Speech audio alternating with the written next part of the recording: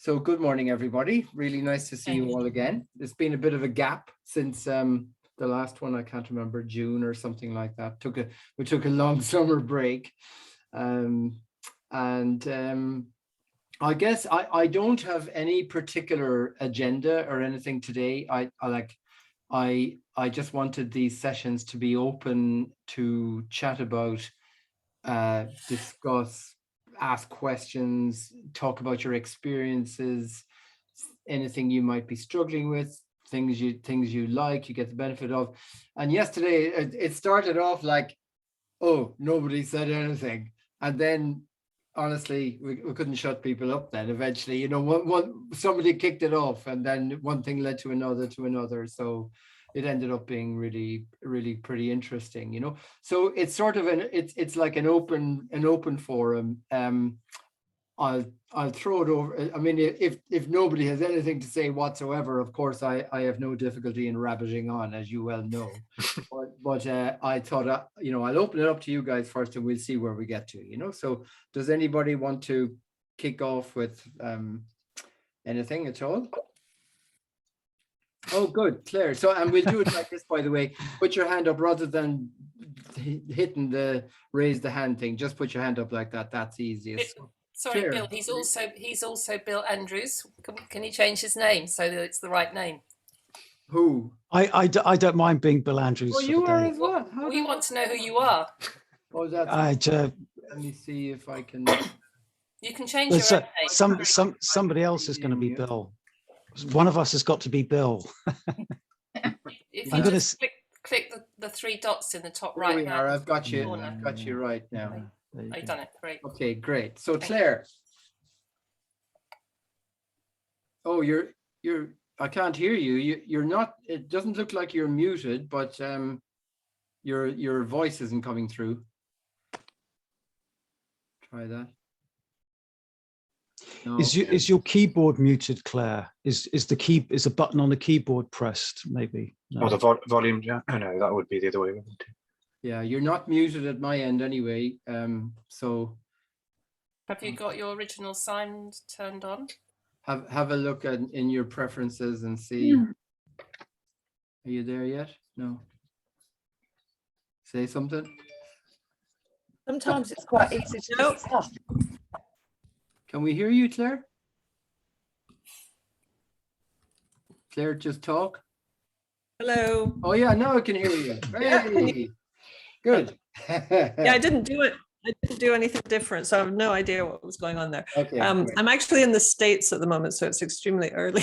Oh, right. Oh, wow. That is commitment. Amazing. Well done. I know. I was awake anyway with jet lag, so I thought I might as well come on. Oh, very good. Very good. I just wanted to say I haven't actually started using Pragmatic Tracker yet. Okay. So this is my first foray into you know, paying attention. I do want to start using it, but I just thought it would be interesting to hear what's going on. What the people have to say. Well, there you are. You see, yeah. So you don't have to take it from me now. You've got a bunch of people here who are old hands. Many of them have been around a long time, very familiar with Pragmatic Tracker. So listen in, and obviously, Claire, I've sent you links to lots of training material, haven't I? When you signed up, yes, you have. Yeah, you have. Yes, you'll be able to wade your way through all of that over time. That'll help you. And come back to me with any questions. Sue. Thank you. Actually, I did hold my hands up, but I think other people got their hands up before me, and I hate to jump a queue. You don't worry, Sue. We'll get to everyone. It's not a huge group, you know. We'll manage to get around everyone. Okay, so I feel like this might be a confessional for me. Not that I've ever been to one, but here we go. So I signed up for Pragmatic Tracker, and we have met online before as well, Bill, and you've done some really good stuff. But I just got bogged down with. So I started off without using Pragmatic Tracker, then I went into Pragmatic Tracker, then I'm like, oh my God. And now I'm in a state of like paralysis. It's not paralysis, it's more like just plodding around in the sludge of not knowing which is the best way to do. Yeah. Okay. Well, let me see. Would somebody like to jump in and give Sue some advice about how to get started? Lucy. I've always found that Bill's comment years ago with me was really helpful when he said it's a bit like, I don't know if you even remember saying this, Bill, but you said it's a bit like going into Tesco's or a supermarket and seeing lots and lots of bread there and deciding which ones you want and which bits you want from it. And I found all the way through that I haven't done all the online Pragmatic Tracker sending information out to clients beforehand. I always do it directly with them. And I've always found it really, really useful to have the graphs afterwards to show their progress to them. But literally dipping into all the forms that you use to sort of say what you've used in each session. So I'm sort of somebody who doesn't use it as it should be used, but I know that it's there to use like that if I wanted to. So the simple version that I use has been really, really powerful and made a massive impact for a lot of clients. And currently, because I'm not doing face-to-face, and I found that because I've had half-hour appointments on Zoom or on the phone, I've not tended to use the forms as regularly as I would have done in the past with face-to-face. And also, if I've seen a client on the first occasion, quite often I used to find this quite off-putting. On the data, it shows that your clients haven't shown any improvement if you've seen them after one session, but you haven't filled in the second session. Because I've seen people for one session only, I tend to now not put their data up unless they come back for the second one. So, but still telling them the scores with core 10, I keep using that, and not necessarily the new forms that you were talking about on the last meeting too. Yeah, that's so fine. That's fine. It's just been really, really powerful and fantastic, I think. I mean, I think the resources are superb, and the fact that you can just find out anything from the help button is amazing too. But it's a case of dipping in and not necessarily using everything that's there. Sure. So I have a few comments about that, what you've said as well, Lucy, but I just want to hear what Juliet has to say. You're probably going to guess, Bill, because I wrote to you about it recently. Because I sometimes have that as well. Someone just comes to one session, particularly if it's a phobia, and you don't get the follow up. So Lucy, I was asking Bill about, because there are options on there to send out, just to ask people to do their measures a few weeks after their last session or whatever, so that you can get that improvement. So Bill, you might want to talk about the best way to do that. Yeah, absolutely. So basically you can have a session that isn't a session, if you like. So there are various labels, I think. Let me just go and see if I've got a test case here I can look at and just. I wouldn't mind clarification, actually, Bill, on what those options mean. So let me just. I'm just going into. This is just a test client. It's just a play thing of mine for showing you stuff, right? So if I go to let's say that session there, the 9th of May. 8th of May 21 was that last one, and supposing there was only one session, the 8th of May 21, and I want to get some sort of follow-up. Well, if I go to click to add a new session, I just got to assign it to myself. I can call that a review or a follow-up, whatever you want. You can just label it whatever you want. So a review. You can see it says review, no attend. That sort of means that you've reviewed with the client, but you actually haven't had a session with them. You're just going over, checking in with them. So for example, if I wanted them, supposing I'd measure them with core 10 the first time, I would just choose that core 10, untick everything else that I didn't want to measure, and I can create that session. And what I can do, obviously, if you're using the auto side of the auto functioning thing, that would mean that Pragmatic Tracker would send out a questionnaire a day before that particular appointment, right? But you don't have to do that. Even if the auto is switched on, or whether it's on or off, it doesn't matter. What you can do in that appointment, sorry, I just need to go back into it again. So there's that appointment, right? So No, that isn't it. Sorry. I'm making a mess of things here. Let me go back in there. So here's that appointment.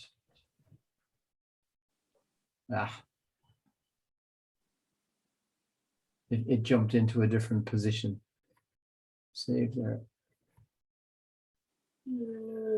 Oh, this isn't working because, why isn't this? Sorry, this is probably because of, okay, try again. This is how I feel whenever I use it. I I just want to say this. No, I mean, it's because I've jumped in on some existing thing and just haven't got dates right because I'm No, trying to this is how I feel anytime I go into it. Yeah.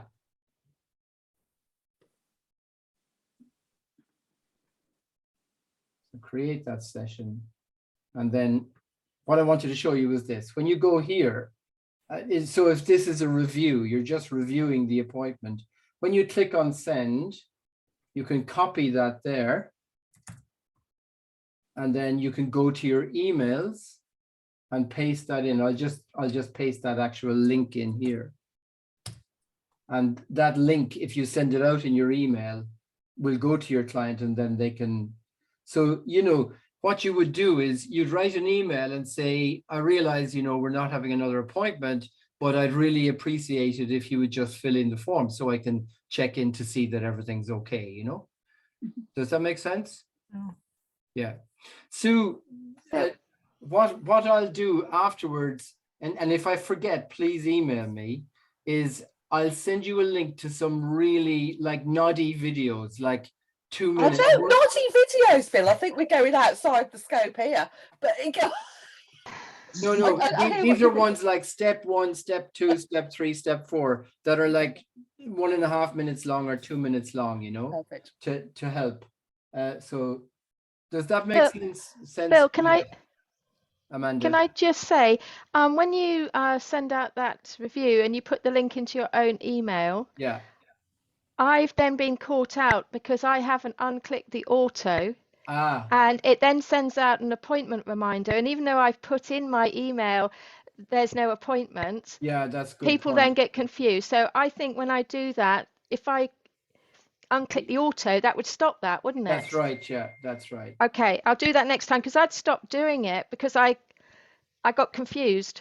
Yeah, And that's they right. got confused. That's Yeah, right. that's You fine. see, if the auto is still on, Pragmatic Tracker will assume that that appointment is coming up, and they'll send out it'll send out a reminder for And it. it says appointment reminder, doesn't it, at the It top? does. Yeah, And that that's right. really That's right. befuddles them. Yeah, Yeah, no, that's No, great. Thank that's a you. very good point. So just going over the steps there, Juliet. If you want to send a review out, Amanda's correct. Switch off the auto and go in and create that session. Paste in the link into a personal email with whatever note you want to send to the client, you know?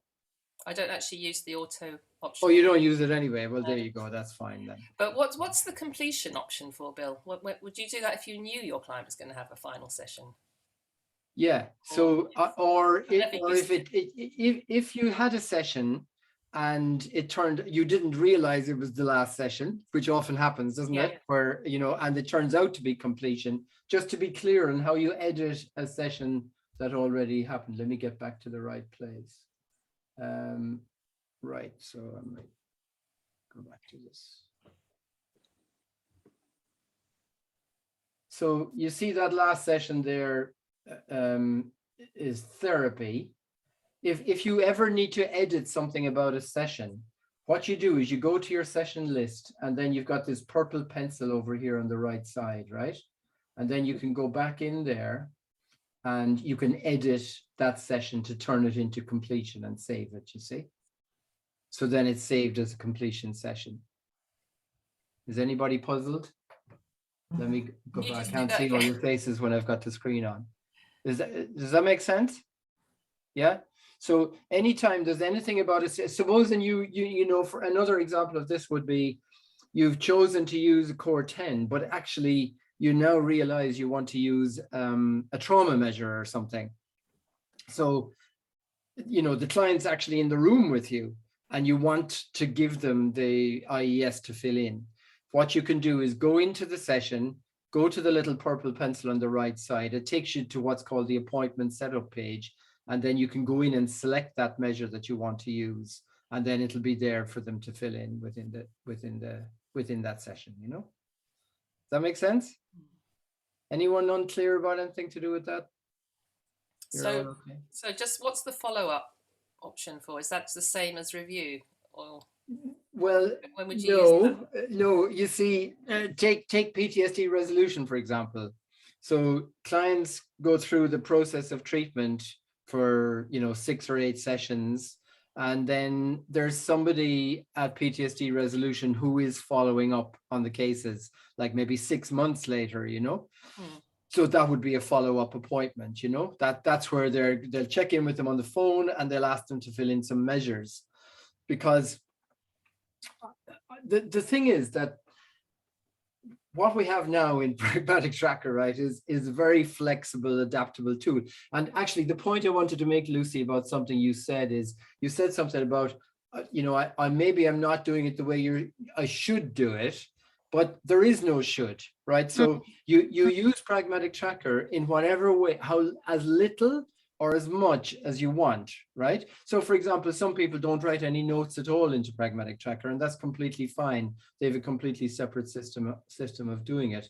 Some people, may use measures less frequently. There is, as I say repeatedly about this, what is important about this is that it should help you in your work with your clients primarily. That's the top function of this, that in your own interactive work with your clients, that you're getting benefit out of it.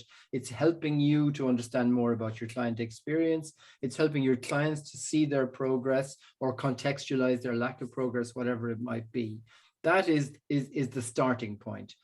Everything else then is a bonus on top of that. So having a reservoir of data that can be investigated to see, for example, let me just get a...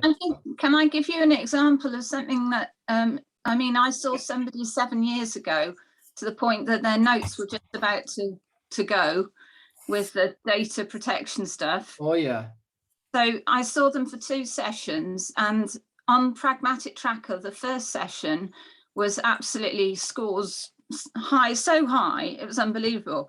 The second session I saw them, this is back 7 years ago, they literally shot down with on the graph to the green, right, from having been in the red.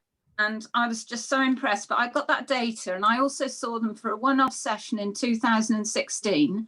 Yeah. And then I'd got that data on Pragmatic Tracker.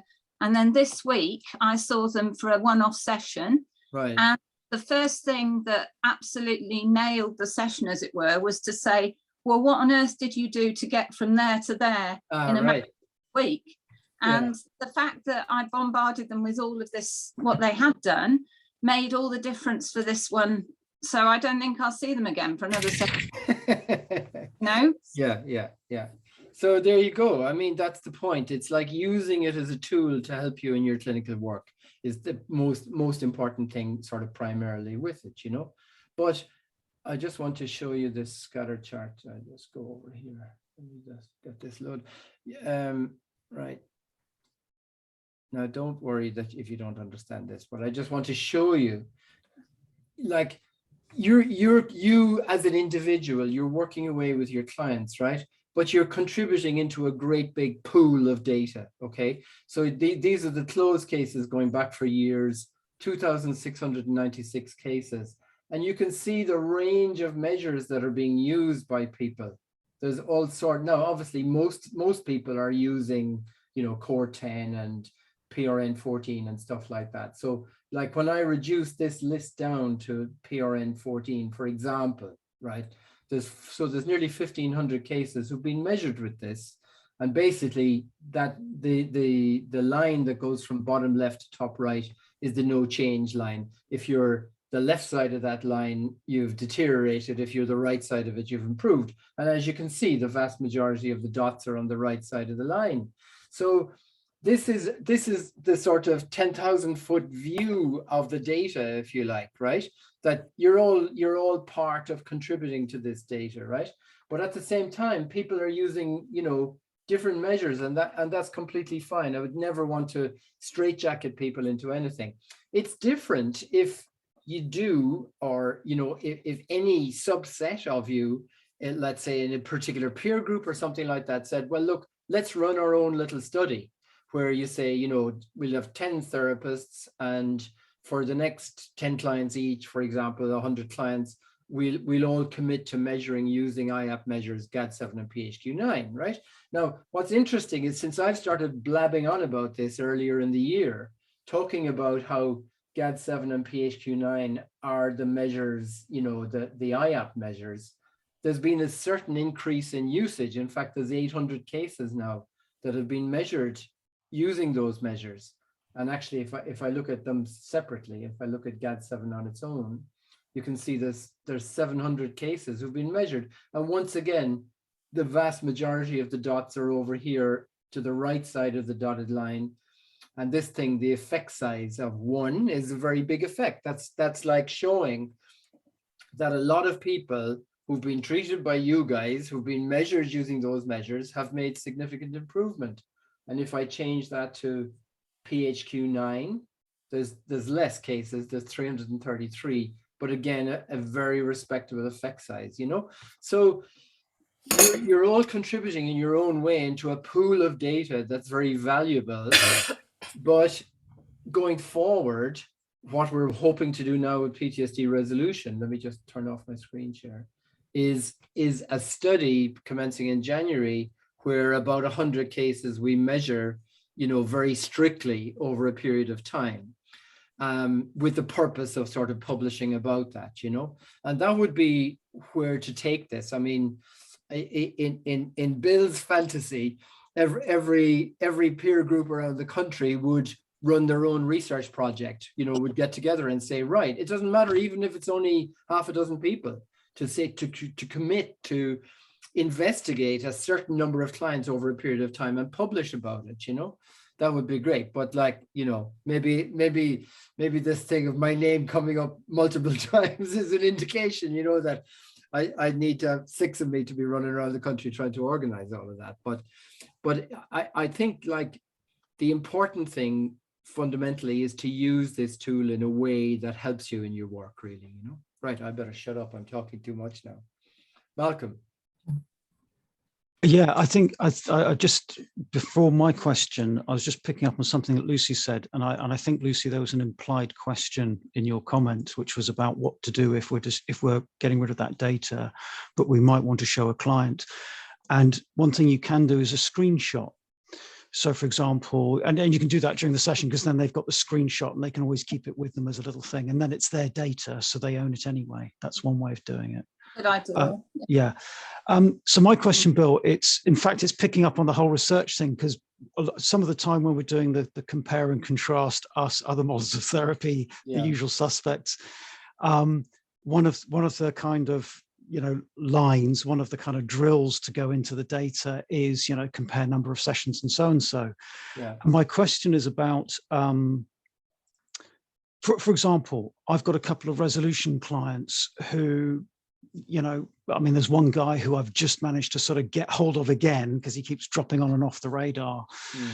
And maybe we're about to have session 8 over, having been in contact with each other for about a year. His profile is full of, cancellations, DNAs and things like that. And obviously there's one line of argument to say, hang on a minute, is that client ready for therapy? Yeah, I get that. In his particular case, there are other circumstances.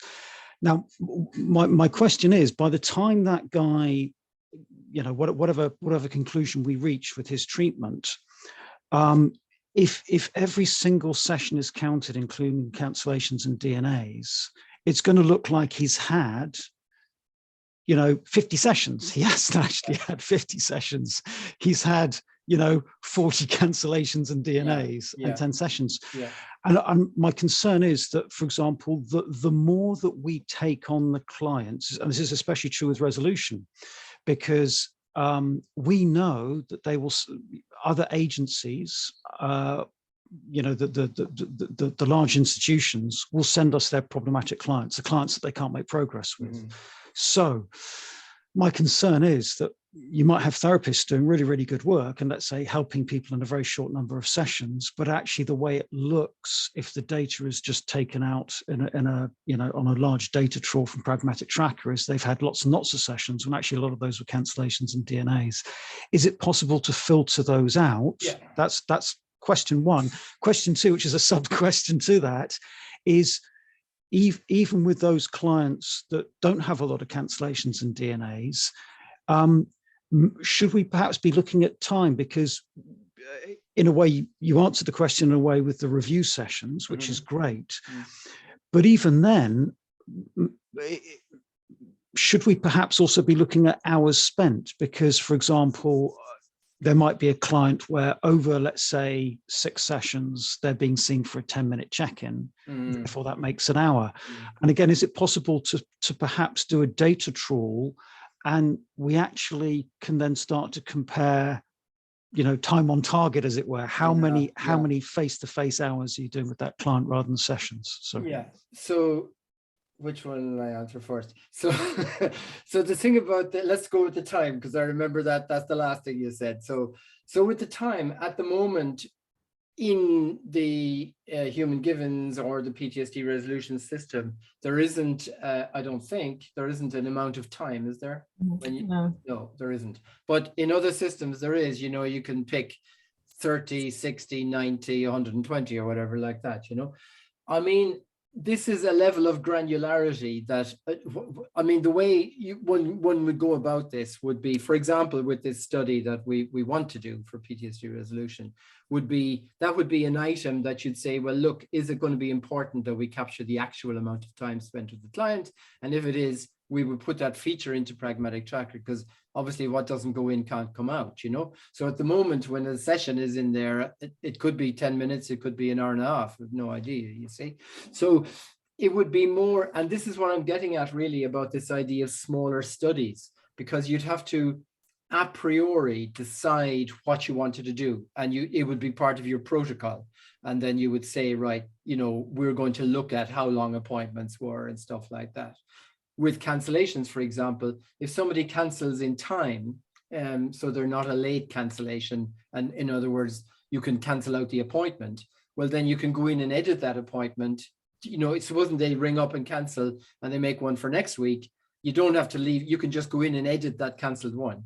I'll tell you for my part, I think it's important to leave those in as a pattern.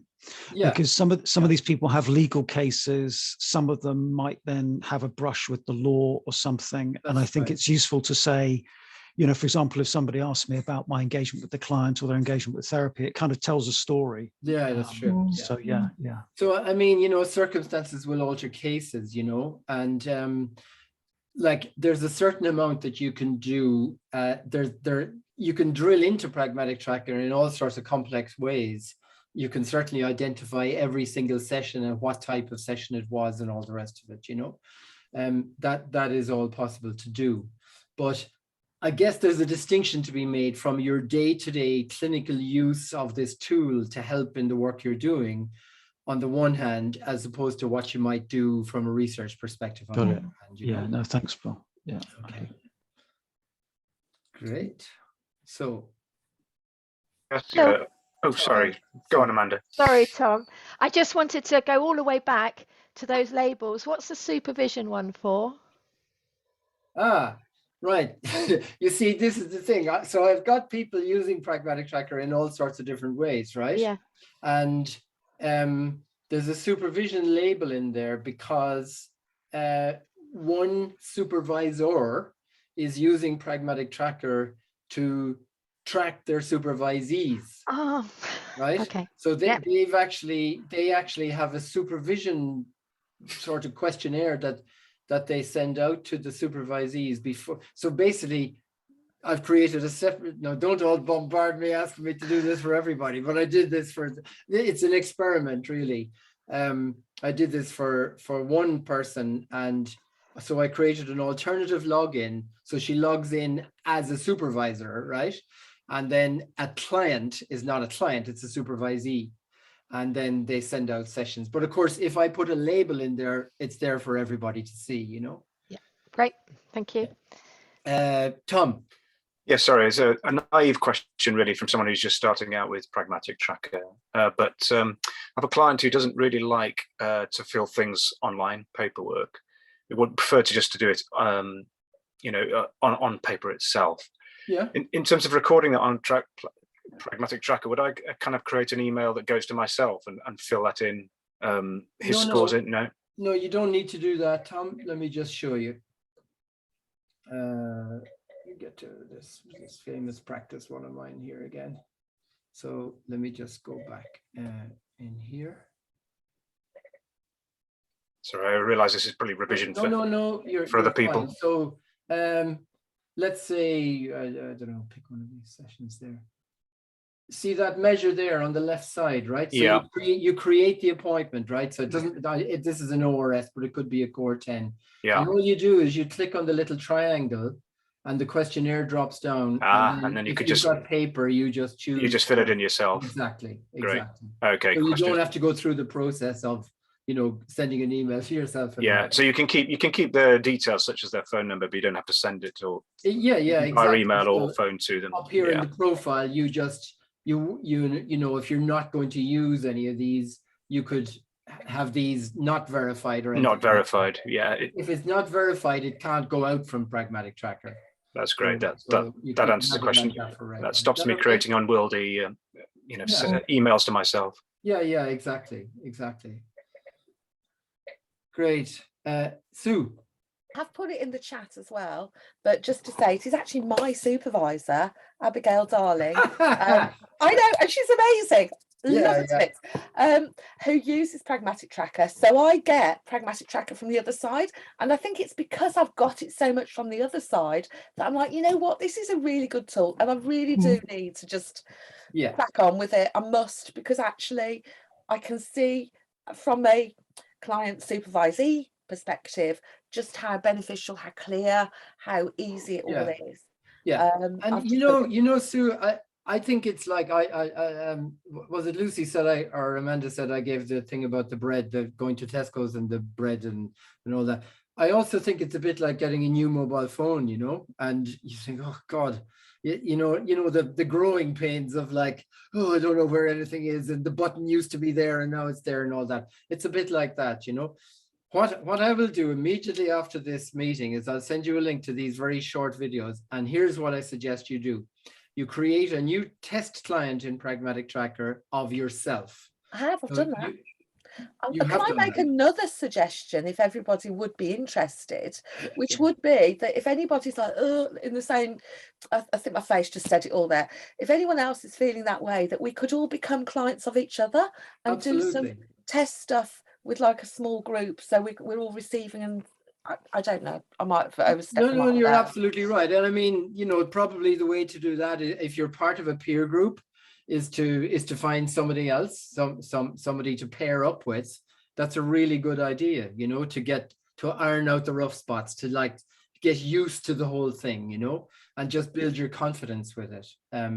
But I think it's always good to have a test client anyway. You can always delete them and restore them again when if you want to take them so they're not on your list. Like let me just show you. So I'm not shared. Yeah, there we go. So with this client here, let's say this one. So if I go here, delete, they'll be on my deleted list. There they are. And I can restore them again. Restore, you see? So you never lose them. They just, okay. You can just keep one there handy for practice to go back in and test things out, yeah. Good. Amanda and Malcolm. Okay, Amanda first. Hi, this is about the scatter charts, and if I've got a client that comes for one session, and two things can happen there. One, they decide they don't want to come back, and I guess they won't show on a scatter chart because you don't have the second session. Correct. But so if I've got someone that I do one session and they get everything they need from it, I really, to get that success, I really need to send them that follow-up, don't I? Otherwise it just never records. Absolutely, yeah, yeah. Okay, that's Yeah. just a penny's drop. Thank you. Yeah, I that's was- right. I mean, it's like how far, I always say about this, how far is it from Sheffield to where, right? Yeah. You can only tell the distance between 2 points if you have 2 points, right? So if you've only got 1 point, they could have made a massive improvement, but you've no way of recording that, you know? So, you know, it's a question of, you know, if you think at the end of that session that's it, that, you know, they feel no, I'm grand, say, will it be okay with you? It would really be helpful for me, for my own records, if I just send you out a follow-up questionnaire in a couple of weeks' time, if you don't mind filling it in, would that be okay? And try and get them to agree to it before they leave that first day, you know? If they've gone and they contact you and say, well, you know, I'm grand, you know, and you say, oh, that's fantastic. It would be really helpful for me. If you don't mind, I'm just going to send you a little questionnaire to fill in. It's as though you're coming for another session, but if you don't mind, just fill it in. It'll just help complete my records. Is that okay? You know? Brilliant. Try to get that second measure because it's obviously very important, you know? You see, I was trying and I was getting so confused with that auto and sending out the reminders. Yeah, I sort of sorry, stopped yeah. doing it, but now I understand how to stop that happening. I'll go back to doing it. So Yeah, that's that's a great. very good point. You see, this is very helpful because, like, I wouldn't necessarily remember to tell people that, you know? Yeah. Yeah, and so that's a very helpful point, you know, that you need to switch that auto off. Thank you. Great. Malcolm. I was just going to pick up on something that Sue said, and I don't know if it's any help, but what I do on each of the servers, because I use 3, but on each one, I have a demonstration model. So again, if I'm, for example, showing a client before the session, if we're doing sort of admin or I'm having a chat with them, you know, about what the session will comprise, especially if it's a private client where I'm offering them a chat to see if we can get on. What I'll do is I'll do screen share of Pragmatic Tracker, but I've got a demonstration client set up with capital letters demonstration, and then it shows the graph going up and down. I don't know if there's something in there that's sort of helped, you know. Yeah, that's a great idea. It's a great suggestion. Thank you. Okay, can I Hi, Judith. Yeah, so just moving on. So just so people know, I've probably been using this since the beginning of time, haven't I? It's the birth of Jesus, Judith.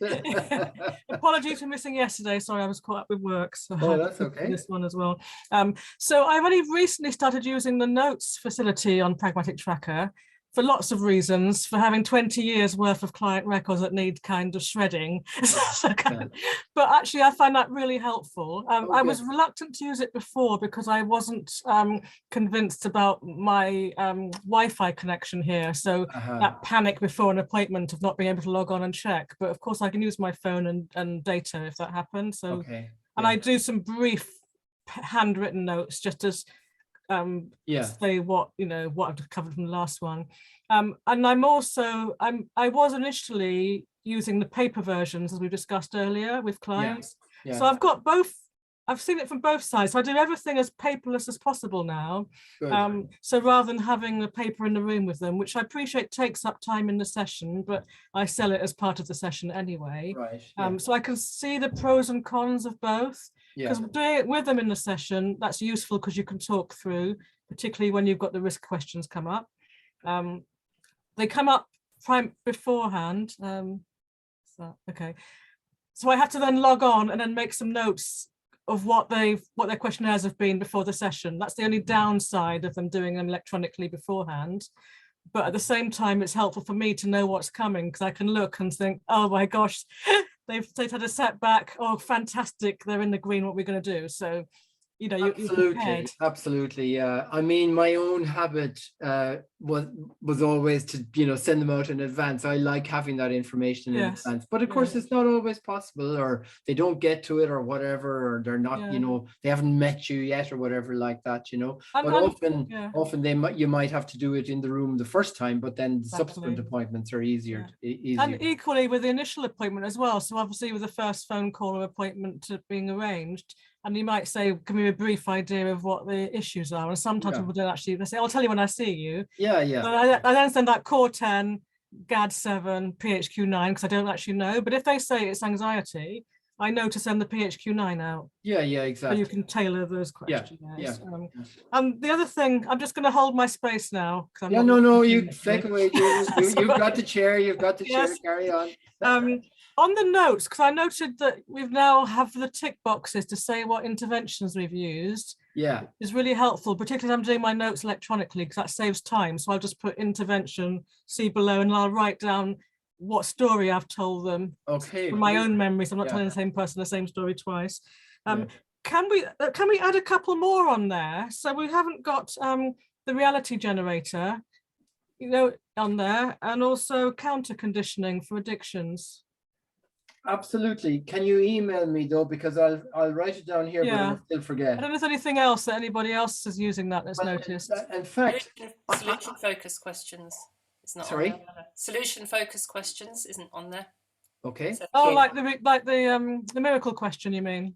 Well, yeah, but all solution focused questions. But generally solution focused stuff. Yeah. Well, please just email me. It's no problem to extend the intervention list.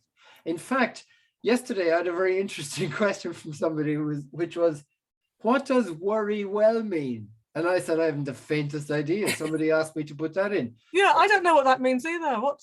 So I have no idea who asked me to put it in, and I have no idea what it is. So you guys don't know either. I just thought, oh, is this some new thing that's been introduced in human givens training or something like that? How to worry well.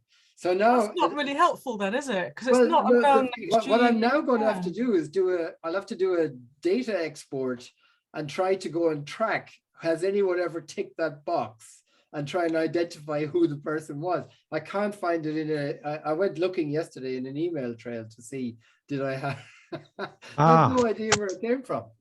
Malcolm. Bill, I've just Googled it, and I'm not sure if this is what they mean, but I think they mean the worried well. In other words, people that don't need treatment but are worried. Well, that's not an intervention. Yeah. No, I know about the I don't know if that's what it is. That's the only thing that comes up when I Google it. The worry bin that you put stuff in. I think it comes from the anxiety course that Denise does. Does it? It's just one of the techniques where you organize your worries. You write them all down, and then you sort them into categories, and you do it. You put aside time for worrying, like a half-hour worry time. Early evening, not just before bed, and that kind of thing. It's all those kind of techniques. All right. So it is okay, Claire. That's what I've heard as well. You've heard that as well. Great. So it's basically if you're going to worry. All right. I might start ticking that now because I use that technique. That's what you called it. Okay, Sue. On that basis, I'm just wondering, is there a link? So when it says worry well, instead of us going, what?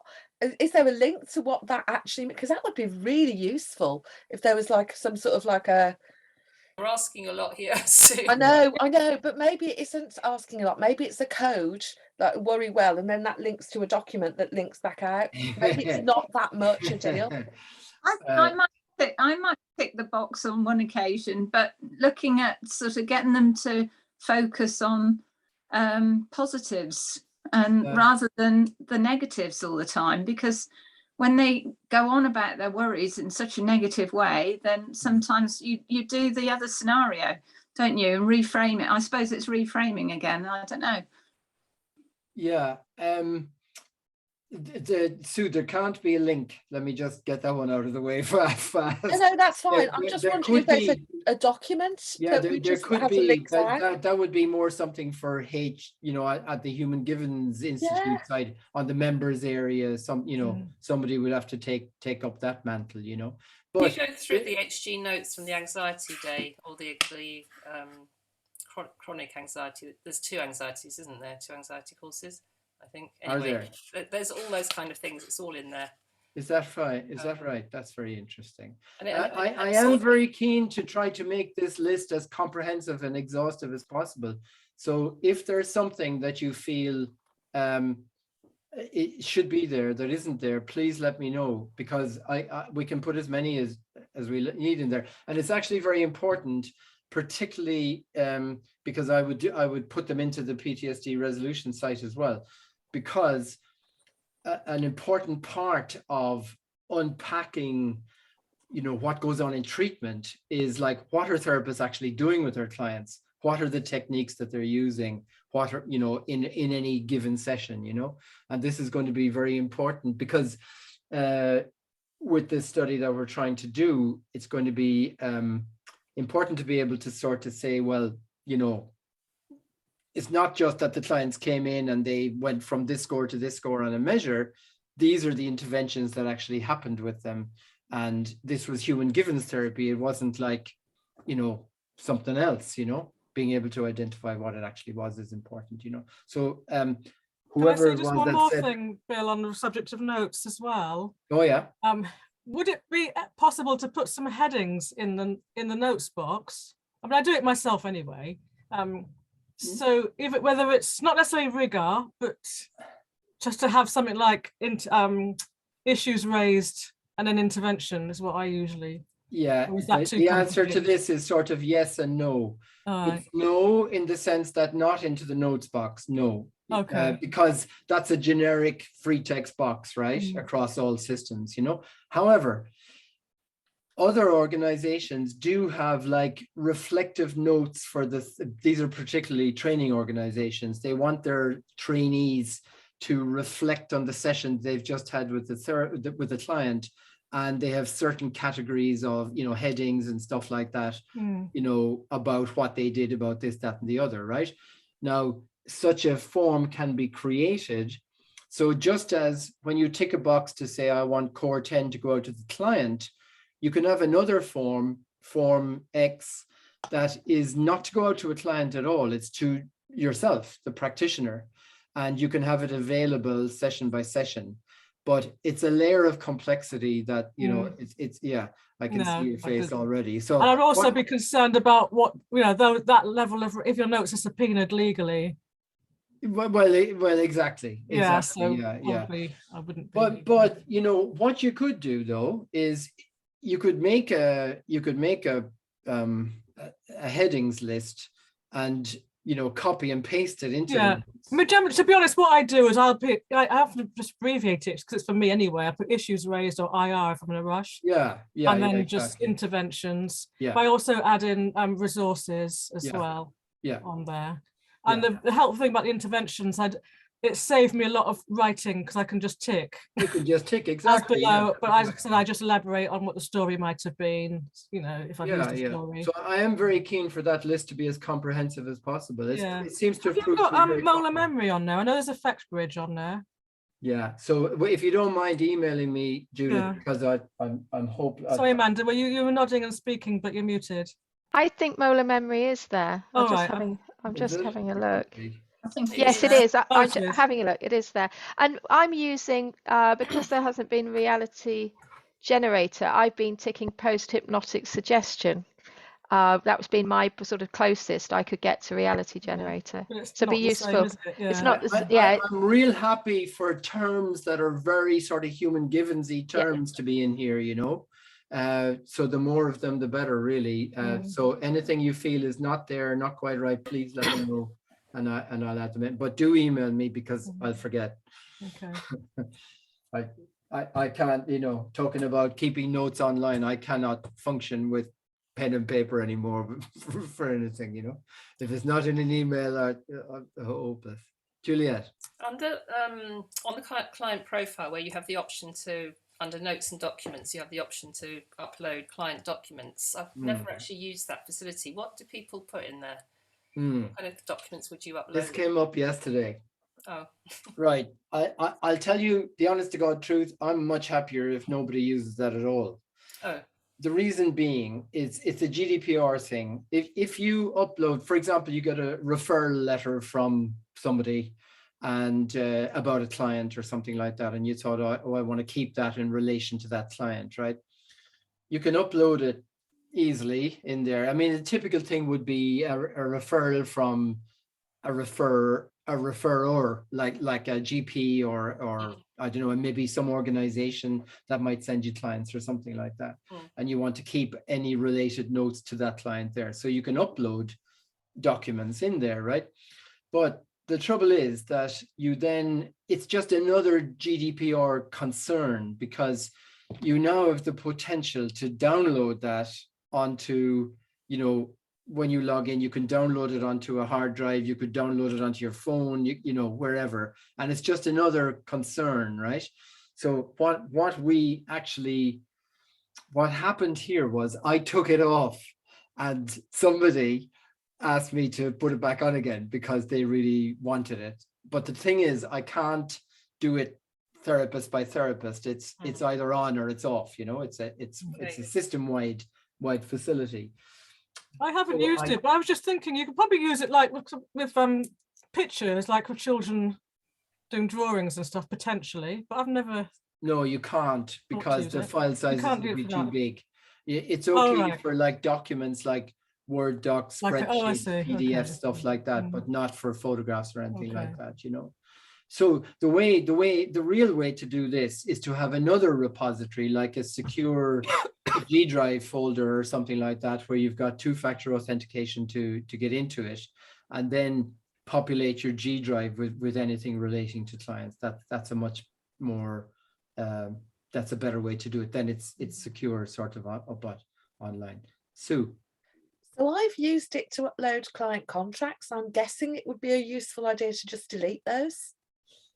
Yeah, I mean, you know, in a way, once they're up in there and they're protected, obviously, you know, by your two-factor login process and all the rest of it, that's okay. It's more about flagging up the risk that they can be downloaded out of there, and it's easy to forget that, you know, and you might end up with a document on your desktop or something like that. So it's just like being aware of it, really, you know. I don't mind, obviously it's there, people can use it, but it's just flagging up that element of risk with it, you know. Can I ask another question as well about client filling stuff in?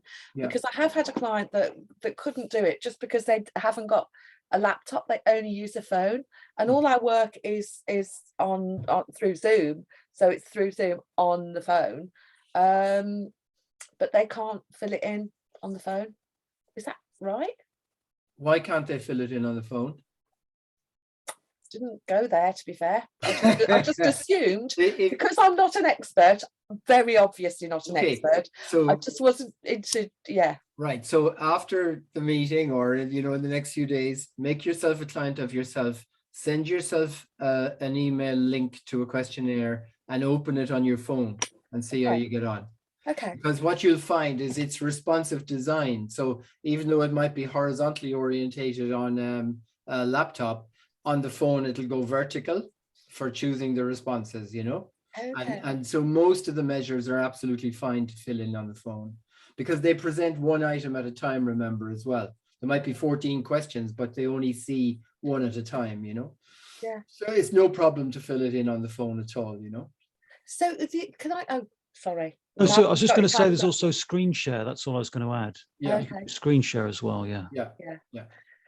Can I ask another question? I'm sorry. No, you can. Okay. Of course you can. Flake away. Thank you. I was going to anyway. You got right. And now I've forgotten what on earth it was. No, here it is. So, because I'm doing most of my work on Zoom at the moment, if I want to send my clients a link to Zoom to the appointment through Pragmatic Tracker, that doesn't seem to be very easy. Or is it just me? As we know, not an expert. Hold on. Have I just missed a box somewhere? You create an appointment for your client. Yeah, in Zoom. If it's on Zoom now, if you're having to send them a Zoom link as well, obviously. Can I send that through Pragmatic Tracker? Well, if you're relying on Pragmatic Tracker to do the auto appointment reminder, then no, you can't. It'll just remind them about the appointment. You'll have to send them the Zoom appointment, the Zoom link as a separate thing. So I can't use Pragmatic Tracker as almost an email base. I can't attach a link and go, there you go, here's, you know. You're asking a lot of Pragmatic Tracker, Sue. I know I am, but I'm also not aware that it doesn't offer. So no, Pragmatic Tracker will send a reminder out for an appointment, right? But it's a standard message.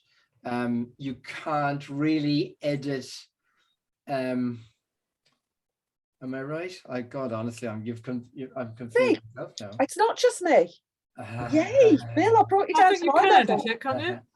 Well, You if can No, personalize Sue, a message, I just think. send your Zoom link with as an email. That's what I yeah, do. I think And that's the way to do it. Yeah, Yeah. It's not, you Okay. can't integrate it. You know, we don't have an interface with other systems like Google No, I Calendar wasn't or expecting that, Bill. I wasn't yeah, expecting an interface. I wasn't. yeah. I'm not that demanding. I was hoping that on the email there might be a here's a link. You know, put some extra text in. I could put some copy Yeah. in.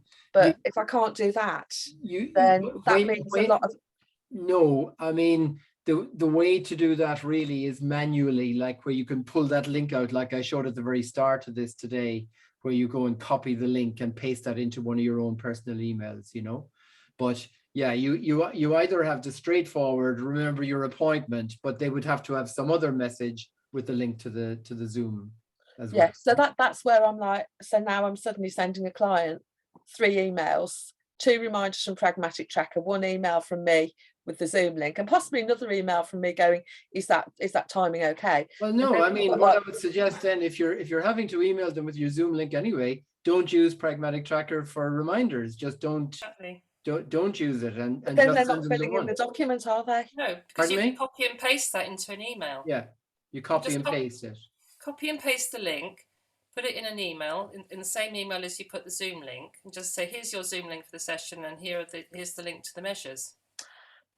Juliet, thank you. Does that make sense? Yes. So you create a session in Pragmatic Tracker, you click on send, it opens up a pop-up box, you copy the link from there, but then you just cancel that part, and then you've got your link and you put that into your message, and then they're only getting one message about their appointment. Exactly. Yeah. Sue, I think you are complicated. You're making more work for yourself, I say, because I like the auto thing. I don't have to think about it. It does it for me. So what about Zoom though? How do you send it? So then there's I send an invoice with a Zoom link. Okay. Yeah. I'm just thinking how many emails that's all that my client's ending up with, which is. I mean, the other thing is with Zoom, obviously you have your own meeting ID. So, you know, you can send them that and just always use that. And once they have that link the first time, they've got it forever anyway, you know? I mean, obviously somebody else has the link, they might jump in on the same meeting, but you've got control over that. You can, you know, yeah. Great, my word. Juliet. Yes, sorry. No, that's fine. This is about which outcome measure we choose as our primary measure. So I used to only use Core 10 and the PRN 14, whatever it's called. But the last time we had one of these, you said that we should start using the PQ 9 and the GAD 7.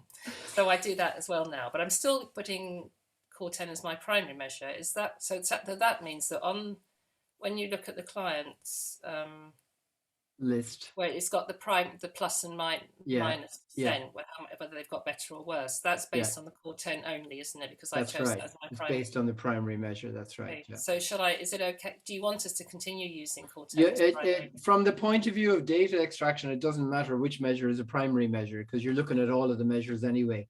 The primary measure is much more your clinical use of the system. So it's so that when you go to your client list, you can think, okay, you know, I can see the ones that are red, I can see the ones that are green and amber and all the rest of it, you know.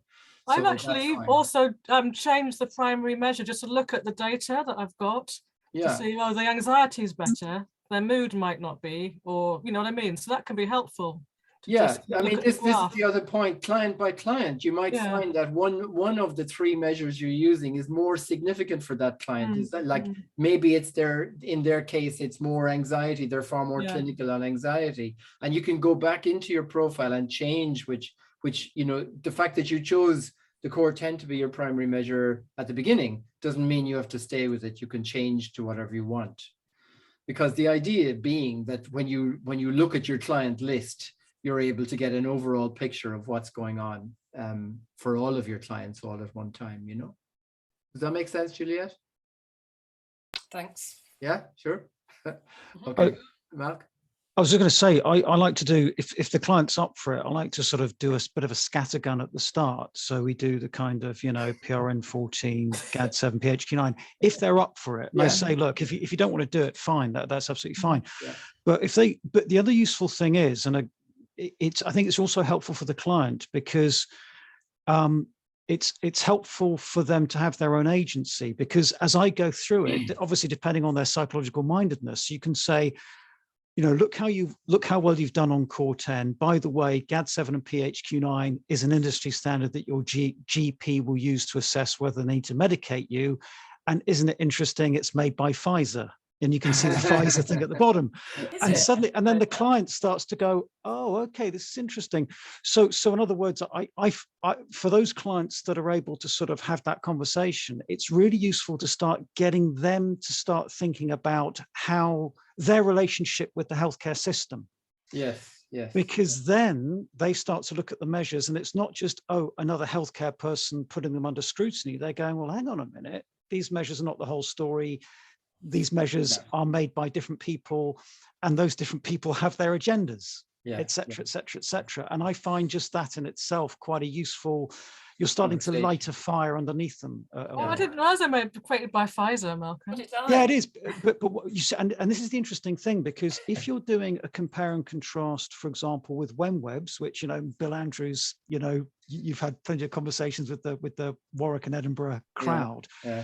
The WenWebs is a much more interesting measure, because what I find is WenWebs is less liable to dramatic change. Mm-hmm. People can improve a lot, but whereas Core 10, you'll get these sudden things because Core 10 is looking at serious pathologies. WenWebs and things like that are a little bit more loose, especially the short WenWebs. And it's quite useful. So sorry, Juliet. I've never heard of WenWebs. Okay, well, you can look it up. It's again, it's a bit of an industry standard to look at well-being, but it's quite useful after about 3 or 4 sessions. If the client's up for looking at all these different measures, you can say, well, look, WenWebs has changed a little bit, but isn't it interesting the degree of change on? And so, for example, if a client, if you're talking to a client about sort of normalizing anxiety and depression, and the degrees to which there can be, let's say the way in which their initial scores on GAD7 and PHQ-9 will oddly enough put them in the zone towards medication, it's quite useful for them to have a conversation about, actually, maybe I'm doing okay, really. Even though this measure seems to have me as quite serious, maybe I should start thinking about this in another way. Yeah, I mean, this reminds me going way back to like 2006-7 when we did the Luton study. We were using ORS and Core 10 and Core OM and stuff like that, and I remember like a lot of the discussions back then were about the divergence in scores. So somebody might still have a high level of sort of symptoms, but they actually, in the sense of their general well-being, might be actually doing quite well. They're coping with their symptoms, So sometimes I always, describe these measures as conversation enhancement tools that allow you to have interesting conversations with clients as you look at, oh, isn't it interesting to note that, you're here on that, but you're here on this type of thing, Guys, it's 6 minutes past 11. Sorry. I have to go to Tom and Claire before we go, and Claire particularly as a new kid on the block and still, not yet sort of jumped in to start with Pragmatic Tracker. Are you terrified, Claire, or what? How do you feel after listening to this? No, not at all. That was actually helpful. Good. Thank you. No, really helpful. Thank you. Good. Yeah, great. Well, and Sue, I hope you're feeling somewhat encouraged and less daunted. And, I think the thing is to reach out. In fact, I noticed even on the chat there that did I see that people were saying, We've got a few people, I think, that are all prepared to be pretend clients. No, so we're all just going to, whatever happens will happen. I'll send an email out to everybody who's put their email in, and we can just connect then. And oh, fantastic. Okay. And and don't be afraid to come back to me if you get stuck on something, because often a thing that you might be puzzled about, like it's a very simple solution that's just not immediately obvious to you, so no question is too basic or stupid or anything like that. Don't be worried. I think the whole thing about HG though is making it simple, isn't it? Simple things make big differences. That's right. making it simple for yourselves too. I mean, for ourselves. Yeah, that's right. Exactly. Making it so that we're not stressed out before we see people. Oh yeah, absolutely. I mean, to be honest, if you know, if somebody, and nothing is for everybody, you know, and there, I mean, there's probably, I don't know, there's 200 and something users in the system, but not all of them are active by any means. But there's 235 users actually in the system, but you know, then there might be 80 or 70 who are very regular users, you know, and so not everything is for everybody, and that's fine, you know. But and I would say, you know, if people are too stressed by it or whatever, well, just forget about it. But I mean, I think at the same time, it's worth pushing, getting over the initial, you know, little bit of struggle, and just practicing and just getting used to the feel of it, and in no time at all, you'll get into the hang of it, and then you'll be fine, you know. So are you all okay with, sorry, Julia? I've got to go, sorry. Yeah, no, we all have to go. I've got to go as well. Thanks ever so much. Not at all. Are you all okay with me? This is recorded as just making it available for other people to benefit from. Is that okay from the discussion? Yeah, that's fine. Yes. Great. Okay. Well, listen, guys, thank you very much. Yes, Bill. I'll talk to you in the new year at some point, I'm sure. And Yeah. meanwhile, anyone has anything, Judith, remember any of those Oh yes, I'll do that. interventions? in a minute. Yeah, do that. Yeah. Okay. Okay. All the thank you. best for Yes, now. Bill. Bye. Thank you very Bye. much. Right. Bye. Bye. Bye. Bye.